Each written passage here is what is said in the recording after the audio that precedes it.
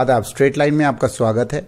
आज हम ओपी चंदेल जी के पास आए हुए हैं जो ग्रीन मॉडल एकेडमी डोडा के मैनेजिंग डायरेक्टर हैं, और उनसे हम आज बातचीत करेंगे क्या सिनेरियो है, किस तरीके से जो है एजुकेशन में जो है दिन ब दिन बदलाव आ रहा है, और किस तरीके से बच्चे जो हैं वो नए बच्चे जो आ रहे हैं वो किस तरीके से और कितने फास्ट वो ग्रैप्स कर रहे हैं, और नंबरों की जो एक दौड़ है उस दौड़ में किस तरीके से वो आगे बढ़ रहे हैं। तो ओपी चंदेल जी, आपका स्वागत है स्ट्रेट लाइन में।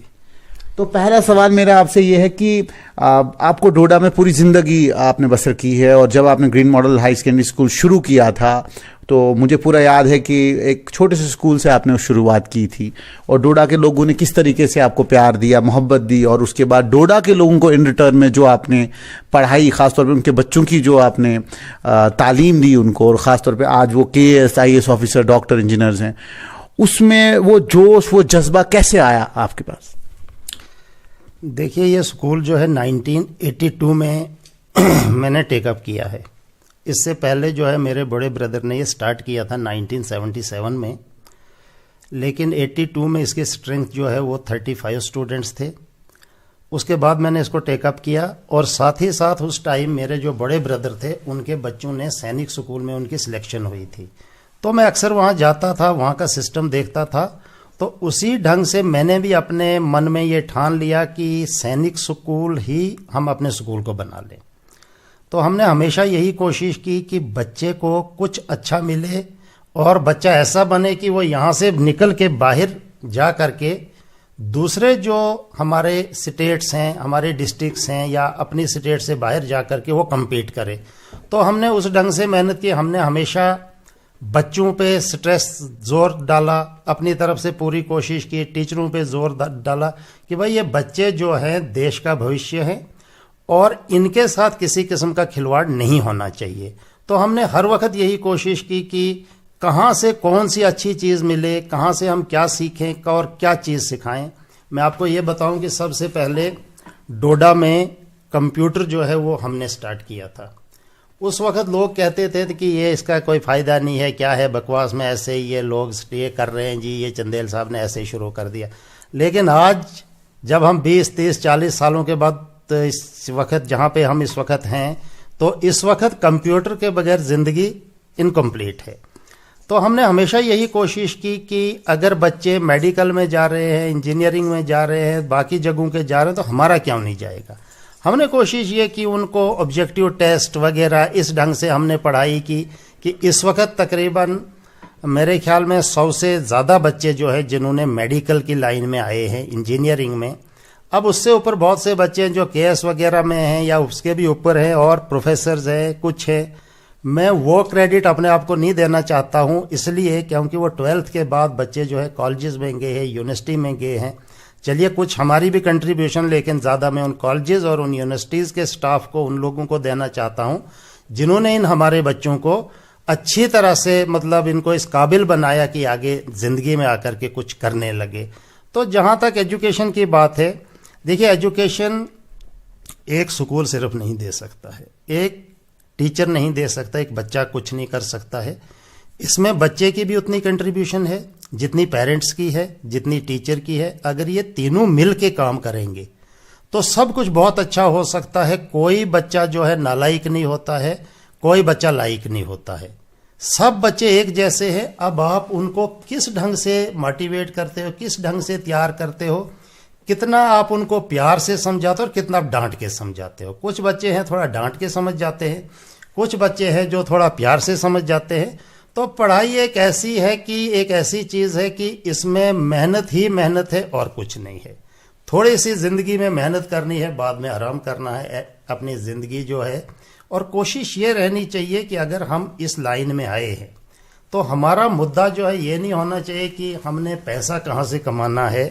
पैसा खुद हो जाएगा, सब कुछ होगा, लेकिन हमारा एक ही नज़रिया होना चाहिए कि हम बच्चे को क्या दे सके और इसको कितनी ऊंचाई तक हम पहुंचा सकते हैं। अब कुछ लोग जो है उनको ये होता है कि शायद प्राइवेट स्कूल पता नहीं जी पैसा लेते हैं, ये करते हैं। मैं उस चीज़ से सहमत नहीं हूँ। ये स्कूल 2-3 किस्म के स्कूल हैं। एक ऐसे भी स्कूल है जो पैसे के पीछे हैं, एक ऐसे स्कूल है जिनको पैसे की परवाह नहीं है, वो सेवा करना चाहते हैं, देश के लिए अपनी जनरेशन को तैयार करना चाहते हैं। कुछ ऐसे लोग हैं जो सिर्फ मालिक बन के बैठे हैं और वो कहीं होते हैं, स्कूल कहीं चल रहा होता। कुछ ऐसे लोग हैं जो सुबह से शाम तक सिर्फ स्कूल में ही बैठे हैं, स्कूल के लिए सोचते हैं। तो मेरा मानना यही है कि देखिए, एजुकेशन जो है, जब तक ना पेरेंट्स की कोऑपरेशन होगी, जब तक ना बच्चा कोऑपरेट करेगा, जब तक ना स्टाफ कोऑपरेट करेगा, तब तक अकेला एक प्रिंसिपल या मालिक कुछ नहीं कर सकता है। तो चंदेल जी, एक सवाल और था मेरा कि क्वालिटी और क्वांटिटी, ये दो चीज़ें ऐसी हैं जो एजुकेशन को अच्छा भी बनाती हैं और बुरा भी कर देती हैं। तो आपका स्कूल क्वांटिटी एजुकेशन के ऊपर या क्वालिटी एजुकेशन के ऊपर बिलीव करता है? देखिए, आपको मैं एक बात बताऊं कि क्वांटिटी भी ज़रूरी और क्वालिटी भी ज़रूरी है। क्वालिटी को चलाने के लिए क्वांटिटी की ज़रूरत है, क्वांटिटी को चलाने के लिए क्वालिटी की ज़रूरत है। अब अगर मैं ये सोचूं कि नहीं जी, मैं साफ सुथरे बच्चे ले लूँगा, जो वीक स्टूडेंट्स हैं, जो कोई पढ़ने में कमज़ोर है, मैं उनको नहीं लूँगा, तो फिर मैं एक अच्छा टीचर नहीं हूँ। देखिए, बच्चा, कोई भी बच्चा हमें पकड़ना है, हमें जो फेल हुआ उसको भी पकड़ना है, उसको इस काबिल बनाना है कि वो कल को ये बोले, देखो यार, मुझे कुछ नहीं आता था, लेकिन उस स्कूल में जाकर मैंने अपने आप को चेंज किया। तो इस वक्त का जो मेरा रोल था मार्च में, जो, क्योंकि मार्च के बाद तो स्कूल नहीं खुले, 2113 रोल मेरा पहुंचा है। और जैसे जैसे हमारी क्वांटिटी बढ़ती गई, हमारी क्वालिटी में कोई डिक्रीज नहीं आया है। हमने पिछले साल भी बेहतरीन रिजल्ट दिया, मेरे ख्याल में काफ़ी पोजीशनें भी थी, काफ़ी डिस्टिंक्शंस भी थी, बहुत अच्छा रिजल्ट रहा। और इस साल मैं एक्सपेक्ट कर रहा हूं कि शायद नीट में भी हमारे 3-4 बच्चे आ जाएंगे, इसमें मेडिकल में आ जाएंगे, इंजीनियरिंग में भी आएंगे। मतलब हर साल बच्चे आते ही आते हैं। तो ऐसा कोई क्वालिटी और क्वांटिटी, उससे मैं कोई फर्क नहीं समझता हूं। तो चंदेल जी, जैसे जिस तरीके से कोविड-19 जब आया तो एजुकेशन में एक रिफॉर्म आ गया है कि भाई अब क्या बुक्स आएंगी नहीं आएंगी, ये सवाल अभी जो है पेरेंट्स के मन में है। दूसरी बात ये है कि क्या जिस तरीके से ऑनलाइन क्लासेस आप यहाँ ले रहे हैं, 2G का स्पेक्ट्रम अभी चल रहा है, आपके बच्चे बहुत दूर दूर गाँव से आते हैं, बिकॉज डोडा एक हिली एरिया है, तो उसमें क्लासेस ऑनलाइन चलाना, या कोई नया एक मॉडल जो है ग्रीन मॉडल देने वाला है आने वाले वक्त में, जिसमें अगर फिर ऐसा सिनेरियो आ गया तो हम इस मतलब ऐसी बीमारियों से, खासतौर पर जैसे कोविड-19 है, इनसे लड़ पाएं, तो ऐसा कोई नई चीज़ आप अपने स्कूल में डेवलप करने वाले हैं? देखिए, हमने भी वही किया जो बाकियों ने ऑनलाइन क्लासेस दी, लेकिन अगर मैं ऑनलाइन क्लासेस की बात करूंगा तो ये मेरे हिसाब से कोई उतना सक्सेसफुल नहीं है। हमने क्या किया कि हमने जूम पे 9th 10th 11th 12th की क्लासें दी, लेकिन हमने जो बाकी स्कूल के बच्चे थे, नर्सरी से लेकर के 8th तक, उनके लिए हमने स्टडी मटेरियल बनवाया। अब लोग कहते हैं जी प्राइवेट स्कूल वाले फीस किसकी लेते हैं। देखिए, स्कूल में जब टीचर क्लास में जाता है तो वो क्लास में बोर्ड पकड़ता है, चाक पकड़ता है, एक लेक्चर देता है, आधे घंटे बाद क्लास से बाहर निकल जाता है, उसका काम खत्म हो जाता है। ये जो कोविड में जो प्रॉब्लम्स हमें आई, अब क्या हुआ कि एक टीचर हो सकता कभी वो क्लास में गलत भी पढ़ा लेता था, कौन उसको देख रहा था। बिल्कुल, कॉपियों पे टिक मार कर दिया, खत्म, बात हो गई। पेरेंट्स भी उतना नहीं देखते, हम भी नहीं पहुंच सकते थे, या बच्चे भी खुश है, चलो ठीक है चल रहा है। हमने क्या किया कि हमने सभी टीचर्स को स्कूल में बुलाया और बुलाने के बाद उनसे नोट्स तैयार करवाए। पहले टीचरों ने अपने हाथ से नोट्स लिखे, फिर उसको हमने टाइपिंग पे दिया, टाइपिंग के बाद उसका प्रूफ रीडिंग किया, प्रूफ रीडिंग के बाद हमने उसके फोटोस्टेट किए, फिर हमने पेरेंट्स को मैसेज दिया कि आप आकर के मंथ वाइज स्टडी मटेरियल लीजिए। और हमने मंथ वाइज जो भी हमारा सिलेबस बना हुआ था पूरे साल का, मंथ वाइज वो सारा मटेरियल हमने पेरेंट्स तक पहुंचाया। पेरेंट्स आने लगे, किसी को भेजने लगे। तो मैं कहता हूं शायद इस किस्म का पता नहीं बाकी स्कूलों ने किया या क्या, मैं नहीं उस पर जाऊंगा, लेकिन हमारा एक्सपेंडिचर जो है, जो नॉर्मल में था उससे कहीं ज्यादा आगे चला गया। हमने कोई पेरेंट्स से पैसा नहीं मांगा, हमने कोई फोटोस्टेट चार्जेस नहीं मांगे, हमने कुछ नहीं मांगा पेरेंट्स से। उल्टा हमने क्या किया कि जितने भी पेरेंट्स मुझे अप्रोच करते हैं कि देखिए मैं तो रेडी वाला हूं, मैं तो मजदूर हूं, मेरी दुकान बंद थी, हमने अपनी तरफ से किसी को 1 मंथ की, किसी को 2 मंथ की, किसी को 3 मंथ की फीस माफ की। अब दूसरी बात थी कि सभी पेरेंट्स कुछ ना कुछ एक्सपेक्ट कर रहे थे। देखिए, ये स्कूल चलता है लोगों के पैसे से। अगर लोग ये बोले हम पैसा नहीं देंगे, स्कूल बंद हो जाएगा, सीधी सी बात, इसमें कोई दूसरी राय नहीं है। तो हमने क्या किया कि आपको मैं ये एक बात बताऊं कि मेरे पास 95% लोगों ने फीस दी है। अच्छा, 95% ने। 5% जो लोग रहते हैं, अब कुछ तो दूसरे लोगों के बहकावे में आ जाते हैं, जी माफ होगा, ये होगा, ऐसा कुछ नहीं है, वो भी सब दे देंगे फीस, ऐसा कुछ नहीं है। तो ठीक है, जाइए जी, आप उतनी कम दीजिए, आप कोई बात नहीं। तो इस तरह से दूसरा क्या है कि हमने इस बार ये डिसाइड किया हमारी मैनेजमेंट ने कि देखो, गरीब लोगों को तो हमने कुछ ना कुछ फायदा दिया, बाकी जो है उन्होंने हमको अच्छा बेनिफिट दिया है, हमारे साथ कोऑपरेट किया है। तो हमने एक डिसीजन लिया कि इस बार हम तमाम बच्चों को ग्रीन मॉडल में जितने भी पढ़ने वाले बच्चे हैं उनको हमने फ्री ऑफ कास्ट बुक्स दे दी। देनी है, दी नहीं, बुक्स आप फ्री दे रहे हैं? Yes, free of cost books मैं उनको दे रहा हूं। मैंने उनको जो लेटर लिखा है उसमें मेंशन किया है कि आप लोग अपनी अपनी एडमिशंस कराइए और फ्री ऑफ कास्ट बुक्स लीजिए, जिनकी कास्ट मेरे हिसाब से 20 से 25 लाख से नीचे नहीं बनेगी। अच्छा। Books with notebooks. अच्छा, दोनों ये। और उसमें हमने ये नहीं रखा कि नहीं जो गरीब है उसको देंगे, जो अमीर नहीं। मेरे लिए जैसा गरीब है वैसा अमीर है। मेरे लिए एक चपरासी का बच्चा भी वैसे जैसे डी साहब का बच्चा है। तो इसलिए हमने free of books first time में तमाम बच्चों को दे रहा हूं। 2100 बच्चा जो मेरे पास है, इनको मैंने फ्री ऑफ बुक्स। दूसरा, इस स्कूल में जिस भी पेरेंट्स की 2 बेटियां हैं या 3 हैं, उसको मैं 1 बेटी फ्री पढ़ा रहा हूं। पिछले 5-7 सालों से ये चल रहा है। उसके अलावा कुछ ऑर्फन बच्चे हैं, उनकी तादाद कम है, उनको भी हम फ्री एजुकेशन दे रहे हैं। तो अब लोगों का ये कहना कि नहीं जी प्राइवेट स्कूल वाले लूट रहे हैं, ये कर रहे हैं, वो कर रहे हैं, देखो वैसे भी होंगे, वो मैं उस पर नहीं जाऊंगा।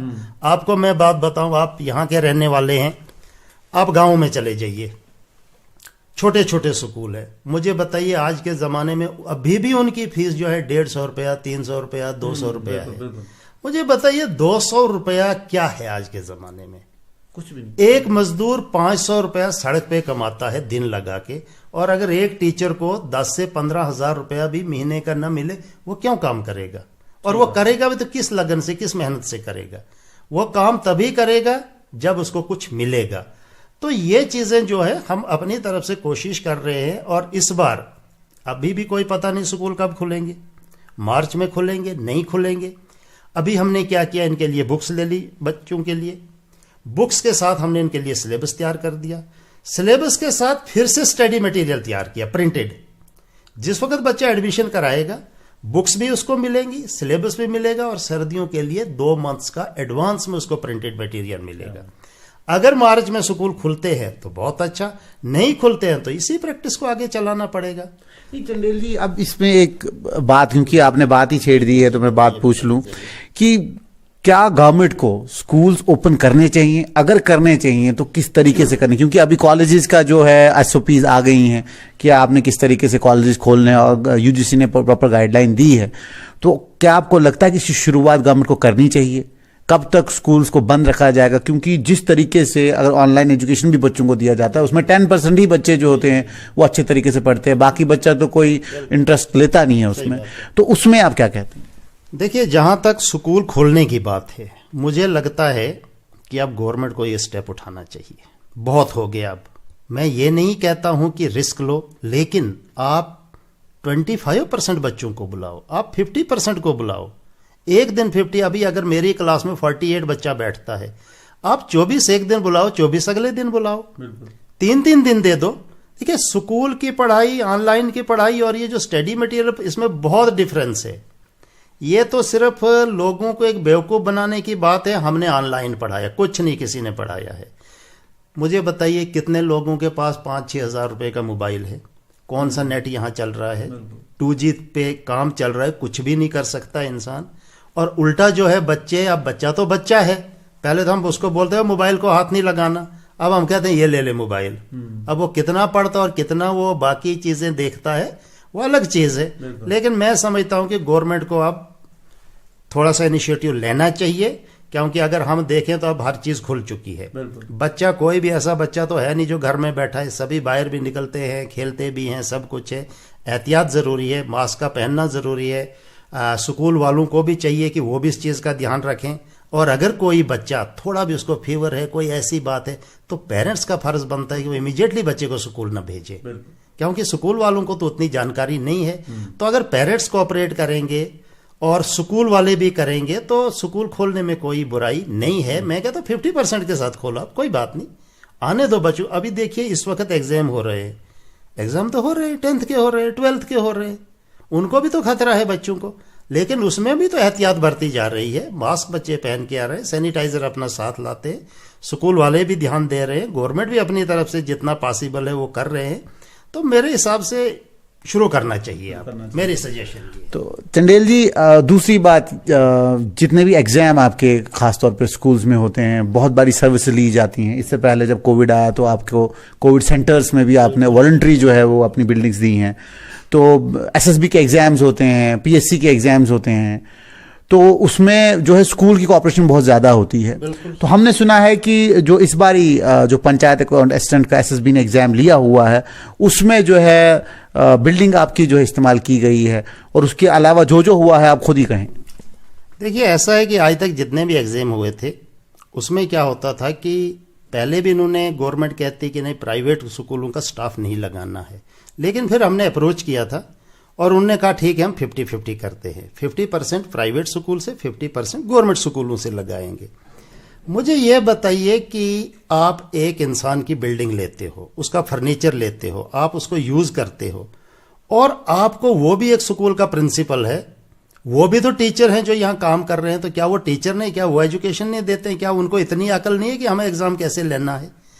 तो मुझे हैरानगी है सर्विस सिलेक्शन बोर्ड पे कि किस किस्म के लोग बैठे हैं कि नहीं जी आप प्राइवेट स्कूलों में सेंटर रखो लेकिन वहां का स्टाफ मत लो। मुझे बताइए कि अगर यहाँ का स्टाफ अपॉइंट होता है प्राइवेट स्कूलों का, जो सर्विस सिलेक्शन बोर्ड वाले कुछ थोड़ा बहुत इनकी हेल्प करते हैं, 500-600 रुपया मिलता है, अगर वो इन गरीब, हमारा पियोन है, हमारा क्लर्क है, हमारे टीचर हैं, अगर उनको थोड़ी बहुत इस दौरान में, कोविड में थोड़ी हेल्प और मिल जाती तो बुराई क्या थी? आपको एक स्कूल के प्रिंसिपल पे भी भरोसा नहीं है जो कि इतना बड़ा स्कूल चला रहा है। डोडा में 26 सेंटर थे, हाईएस्ट रोल जो है वो हमारे पास था, 500 बच्चा यहां रखा गया। कोविड का जब इन्होंने सेंटर बनाया 500 बेड यहां इन्होंने लगाए, उसके लिए हम ठीक है, लेकिन हम पे इन लोगों को भरोसा नहीं। तो मैं ये वार्न करना चाहता हूं इनको। हमारी एसोसिएशन ने डिसाइड किया है कि हम मिलेंगे इनसे, चेयरमैन से जाके मिलेंगे कि भाई ये क्या बात है, और नहीं तो आइंदा हम इस चीज को बाइकाट करेंगे, ऐसा नहीं है। तो मैं यही कहना चाहता हूं कि देखो भाई, हम भी काम कर रहे हैं, हम भी एजुकेशन दे रहे हैं, गवर्नमेंट जैसे दे रहे वैसे ही हम भी दे रहे हैं। हम कोई गवर्नमेंट से हमें कोई पैसा नहीं मिलता है, गवर्नमेंट हमें स्कूल चलाने के लिए पैसा है, उल्टा हमसे पैसा लेती है। तो कम से कम हम पे भरोसा करो और हम भी वही काम कर सकते हैं जो आप लोग करते हो। आपके स्कूल में पूरा सीसीटीवी लगा हुआ है हर रूम? पूरा सीसीटीवी, पूरा कंप्लीट। मेरे पास 52 सीसीटीवी कैमरास लगे हुए हैं, सारी रिकॉर्डिंग होती है, हर चीज की रिकॉर्डिंग होती है यहाँ पे। तो फैसिलिटीज के हिसाब से डिस्ट्रिक्ट डोडा नहीं, बल्कि मैं तो खैर मुझे नहीं कहना चाहिए, लेकिन इतनी अच्छी फैसिलिटीज शायद ही एरेस्टवाइल पूरे डिस्ट्रिक्ट या पूरे जम्मू प्रोविंस में कहीं पे मिलेगी गवर्नमेंट को, जो हम प्रोवाइड करते हैं। चंडेल जी, एक चीज और मैंने आपसे पूछनी थी, खासतौर पे स्पोर्ट्स को लेके ना। खेलो इंडिया, बहुत सारे मोदी जी ने बहुत अच्छे अच्छे प्रोग्राम लाए हैं, तो उसमें आपके बच्चे कहाँ तक गए हैं? क्योंकि मैंने सुना है कि नेशनल लेवल तक बच्चे पहुंचे हुए हैं, तो वो शायद क्योंकि लोगों को पता भी नहीं होता है कि भाई ये स्कूल, कौन सा स्कूल कितनी आगे जा रहा है, तो उसमें आप कुछ रोशनी डालें। देखिए बहुत अच्छा सवाल, ये मेरे माइंड से निकल गया था, मैं बोलना चाहता था इस पे। मतलब एक ऐसा रिकॉर्ड बना चुका है ये स्कूल पिछले 3 सालों में कि एक तरफ पूरा डिस्ट्रिक्ट के बच्चे और एक तरफ ग्रीन मॉडल, एग्जैक्टली मुझे याद नहीं इस वक्त, लेकिन 60 से 70 बच्चों ने नेशनल खेल के आए हैं। 60 to 70 स्टूडेंट्स नेशनल। पूरे डिस्ट्रिक्ट से अगर 2 बच्चे नेशनल खेलते हैं तो ग्रीन मॉडल से खाली 40 खेल के आते हैं। तो इस वक्त स्पोर्ट्स की फील्ड में हम इतने आगे हैं कि मुझे लगता है स्टेट में भी कोई ऐसा स्कूल होगा कि जिसके इकट्ठे 40 खेलते हैं, ये कहीं पॉसिबल है ही नहीं। लेकिन हमने ये भी पॉसिबल करके दिखाया। तो स्पोर्ट्स में बहुत बड़ी कंट्रीब्यूशन है इस वक्त हमारे स्कूल की, बहुत बड़ी। पिछले दिनों ये डायरेक्टर जो हमारे director general youth service Fani साहब हैं, डॉक्टर फानी साहब, तो यहाँ आए थे, वो बड़े खुश हुए। हमने जब उनको अपना यहाँ सिस्टम सारा दिखाया, मैट वगैरह दिखाए, जो यहाँ हम एक्टिविटीज़ करवाते हैं, जिन जिन फील्ड्स में हमारे बच्चे जाते हैं, तो बहुत खुश हुए। क्योंकि उन्होंने, देखिए स्पोर्ट्स में एक बच्चा तभी आगे जाता है जब वो रेगुलरिटी पंक्चुअलिटी के साथ खेले। नहीं फैसिलिटी भी नहीं, फैसिलिटीज तो है तो करोगे क्या। एक बच्चा अगर रेगुलर, देखिए आप पढ़ रहे हो, अगर आप रेगुलर पढ़ोगे तभी तो आगे जाओगे। आप 4 दिन पढ़ोगे, 10 दिन नहीं पढ़ोगे, फिर 2 दिन पढ़ोगे, नहीं ना जाओगे आगे। तो स्पोर्ट्स भी ऐसा है कि अगर आप रेगुलर प्रैक्टिस कर रहे हो तो आपको कोई नहीं हरा सकता है। और अगर आपने सिर्फ जब टूर्नामेंट है तब प्रैक्टिस की 2 दिन, फिर भूल गए, फिर अगले टूर्नामेंट की और निकली, फिर गए आप, उससे नहीं जीत सकते। तो स्पोर्ट्स में बहुत बड़ी कंट्रीब्यूशन है। इसकी काफ़ी लिस्ट है मेरे पास बनी हुई, लेकिन वो एग्जैक्टली मुझे याद नहीं, अब इतने बच्चों का हमें भी याद नहीं रहता है। तो बहुत बड़ी कंट्रीब्यूशन है। बहुत ही अच्छा प्रोग्राम जो है गवर्नमेंट ऑफ इंडिया ने, केंद्र सरकार ने लाया, इंटरनेशनल योगा डे मनाया, और ख़ास तौर पे योगा को किस तरीके से प्रमोट केंद्र सरकार ने किया और राज्य सरकार ने, मिनिस्ट्री ऑफ आयुष ने जो इसको प्रमोट किया है, उसमें आपका स्कूल अभी, और मैंने ये भी सुना है कि आप योगा क्लासेस यहाँ पे बच्चों को देते हैं, उसमें स्कूल कहाँ तक पहुँचा? देखिए योगा क्लासेस की जहाँ तक बात है, योगा क्लासेस तो हम देते हैं। अब बच्चे जो है उसमें कोई ज़्यादा आगे नहीं गए हैं, लेकिन बच्चे, बहुत से बच्चे जो है काफ़ी ट्रेंड हो चुके हैं। अगर आप उनका योगा देखोगे, कभी आप आइए उनका, मैं आपको यहाँ बच्चों को बुला के कराऊँ, आप हैरान हो जाएंगे। भले उसमें वो 20-25 ही बच्चे हैं, मैं नहीं कहता हूँ कि बहुत तादाद है उसमें, लेकिन वो इतना अच्छा योगा करते हैं कि समझ लीजिए रामदेव जी का मुकाबला करने के लिए तैयार है वो आजकल। बहुत अच्छा योगा करते हैं। और इसमें क्योंकि कोविड के बाद खास तौर पर फिजिकल फिटनेस के ऊपर सारे लोग फोकस कर रहे हैं, तो उसमें ही बहुत सारे लोगों ने सवाल भी कहा कि प्रिंसिपल साहब से आप पूछना कि खास तौर पे क्या एडल्ट्स के लिए जो हैं यहाँ पर, जो लोग आपके स्कूल में नहीं हैं, जब ऑफ आवर्स में, क्या आने वाले वक्त में एडल्ट्स के लिए भी क्लासेस होंगी यहाँ योगा? मैंने अपने फिजिकल टीचर से यही बात की थी पिछले 2-3 दिनों पहले। मैंने कहा जी आप ऐसा करो, आप स्कूल टाइमिंग के बाद एक छोटा सा सेंटर खोल दो। मैंने कहा स्कूल में बुला लो जो भी आना चाहते हैं। स्कूल में ग्राउंड हमारा साफ सुथरा है, कोटा लगा हुआ है, बिल्कुल ऐसे लगता है कि बिल्कुल जैसे आप 5 स्टार होटल के अंदर बैठे हुए हैं। तो हम उस पर बात कर रहे हैं और हम सोच रहे हैं कि हम उस पर कुछ ना कुछ आगे करेंगे। दूसरा देखिए, हमारे स्कूल की एक खासियत यह है कि बच्चा यहाँ का, स्टाफ यहाँ का, मैनेजमेंट यहाँ की, जब भी कोई आपदा आती है देश में तो हमारी कंट्रीब्यूशन होती है। अभी पिछले दिनों जब ये कोविड का हुआ तो हमने भी अपने स्कूल की तरफ से 1 लाख रुपया डोनेट किया था पीएम केयर फंड के लिए। उससे पहले जब केरला में सुनामी आई थी, याद होगा आपको, तब भी हमने 1 लाख रुपया केरला सरकार को भेजा था यहाँ से। जब कश्मीर में हालात, वो फ्लड आया था, हमने वहाँ भी कोऑपरेट किया था, वहाँ भी हमने पैसा भेजा था और कुछ खाने पीने की चीज़ें भेजी थी। तो स्कूल के बच्चे ऐसे मौक़ों के लिए हम सिर्फ हमारे बोलने की ज़रूरत होती है, वो इतना मतलब इतना हिस्सा लेते हैं इन चीज़ों में। अगर हम बोलेंगे भाई 10-10 रुपये जमा करो, वो 100-100 रुपये जमा करेंगे, सिर्फ बोलने की ज़रूरत है। तो ये चीज़ बच्चों को आज से उनके दिमाग में ये चीज़ डालनी और इस चीज़ के लिए तैयार करना, ये भी बड़ी बात है। और बच्चे का तो 1 रुपया भी अगर बच्चा अपने हाथ से दे दे, हम मैं समझता हूँ 1 लाख के बराबर है।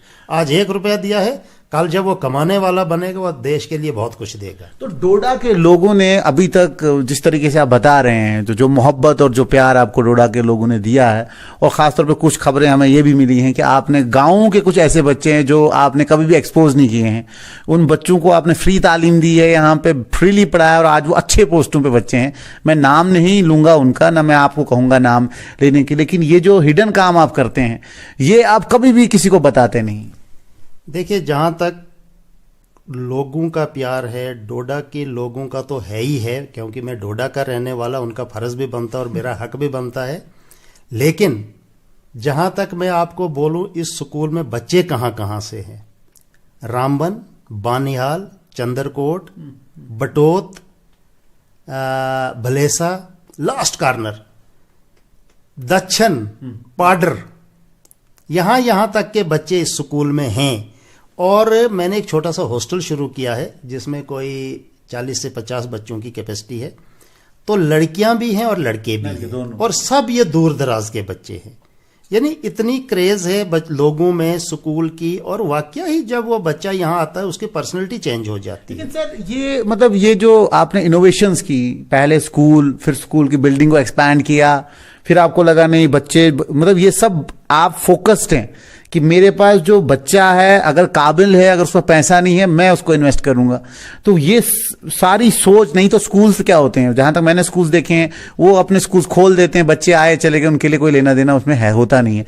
लेकिन उसके बाद हॉस्टल्स खोलना और उसके बाद उनको पूरी सुविधाएं देना, तो ये सारी चीजें जो है कहीं ना कहीं बताती कि आप कहीं ना कहीं पहले सोशल वर्कर थे, तब जाके आपको इस स्कूल को बढ़ाने का जो है एक सपना मिला। नहीं, देखिए एक बात मैं बताऊं, कोई भी जब इंसान काम करता है ना, अगर आप नेक नियति से काम कर रहे हो, आपकी नियत अच्छी है, आपको शायद वो ऊपर वाला ही कोई रास्ता दिखाता है। ऐसा कुछ नहीं है कि मैंने कोई सोशल वर्क का काम किया है, ऐसा कुछ नहीं। हम भी गरीब घर से पैदा हुए हैं, ऐसा कुछ नहीं है। लेकिन जहां मुझे लगता है कि नहीं इस बच्चे की हेल्प होनी चाहिए, तो वहां मैं करता हूं। अगर कोई मुझसे कोई हेल्प मांगता है, कुछ भी होता है, लेकिन मुझे लगे कि नहीं ये बच्चा, अगर मैं इस पे थोड़ा खर्चा करूं तो इसकी जिंदगी बन सकती है, संवर सकती है, तो मैं करता हूं। लेकिन जहां मुझे लगा कि नहीं जी ये तो लेके तो ऐसे ही इसने गलत तरीके से चीजों पे, उसको नहीं मैं हेल्प करता। मैं हेल्प उसी बच्चे की करता हूं जो मुझे लगता है डिजर्विंग है, क्योंकि टीचर पहचान जाता है बच्चे को। तो इसलिए जब आप इस लाइन में हो, देखिए अब बिल्डिंग की जहां तक अगर बात करेंगे हम, तो हमने जैसे जैसे थोड़ा थोड़ा यहाँ से कुछ मिलता गया हमें, कुछ हमने लोन्स निकाले। अभी मैंने पिछले दिनों भी कोई 2.5 करोड़ का लोन निकाला था, जिसके लिए मैंने भद्रवा में ज़मीन खरीदी। मैं वहाँ एक CBSE स्कूल खोलने जा रहा हूँ, बहुत जल्दी, 2-4-5 सालों में, अगर सेहत रही, ऊपर वाले ने टाइम दिया। तो हमेशा यही कोशिश रहती है कि हम आगे निकले। हमें जब इंसान किसी जगह पे रुक जाता है ना, वो समझो बस खत्म है। बिल्कुल। जब तक आपके पास काम है तभी तक आप जिंदा हो। जिस दिन इंसान ने सोचा अच्छा मेरा सब काम हो गया, फिर ऊपर वाला भी कहता अच्छा भाई चलो इसको भी ले जाओ आप। ठीक है, तो इसलिए मैं यही चाहता हूं कि इंसान काम करता जाए, थके ना काम से। ये नहीं हो सकता, सब कुछ हो सकता, आप कुछ भी जो करना चाहते हो वो हो सकता है। सिर्फ आपके अंदर ये ताकत होनी चाहिए, और थकान इंसान में नहीं होनी चाहिए। जब थकान नहीं, हमेशा फ्रेश। देखो मैं सुबह 7 बजे आता हूँ, शाम को 6-7 बजे तक बैठता हूँ, तो कोई ऐसे मुझे थकावट नहीं। आजकल थकावट इसलिए हो रही है क्योंकि बच्चे नजर नहीं आते, तो बड़ा दुखी होते हैं हम। क्योंकि जब स्कूल में बच्चे ना हो तो हम भी बूढ़े हो जाते हैं। जब बच्चे आते हैं, उनके साथ किसी को डांट, किसी को प्यार, किसी को कुछ, तो हम बड़े खुश होते हैं दिन भर। तो हर टीचर का यही हिसाब है। तो सर आखिरी, अब मैं एक मैसेज आपकी तरफ से पूरे, अब तो आपके स्कूल में डोडा भी नहीं कह सकता हूँ, मैं कहूँगा पूरे जम्मू कश्मीर और पूरे जो भारतवर्ष में जितने भी बच्चे हैं उनके लिए एक मैसेज, कि खास तौर पे जो बोर्ड एग्जाम्स बहुत बच्चों के हुए, नीट किसी का क्वालिफाई हुआ, किसी का नहीं हुआ, वो अगली बार फिर ट्राई मारेगा, और उसके अलावा जितने भी बच्चे आपके स्कूल के, उनके लिए एक मैसेज, क्योंकि ये सब आपके जितने भी बच्चे हैं जो आज KS IAS ऑफिसर्स भी वो भी देख रहे हैं, उनके लिए कोई मैसेज? देखिए मैं हर इंसान को यही कहता हूं कि बच्चों मार्क्स के पीछे मत घूमो कि नहीं जी नंबर नहीं आए, या इसके पीछे मत घूमो कि अब मैं डॉक्टर नहीं बना तो मैं कुछ नहीं हूं।